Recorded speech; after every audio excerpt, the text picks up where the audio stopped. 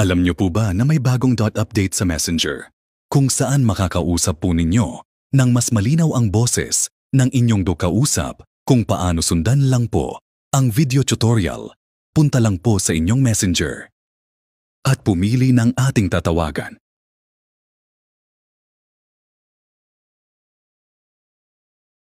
Pindutin ang 3 dots at pindutin ang call settings.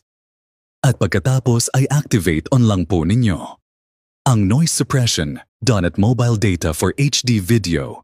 Stands for high definition. Sa paraan po na yan ay hindi po maririnig nang kausap ninyo yung mga ingay sa paligid ninyo.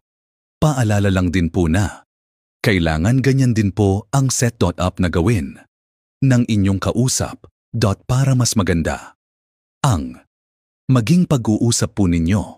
Hanggang dito na lang po muna ang ating tutorial. Sana naintindihan po. Please follow, like, share and subscribe para mas maging updated po sa mga susunod pang tutorial. Thank you for watching.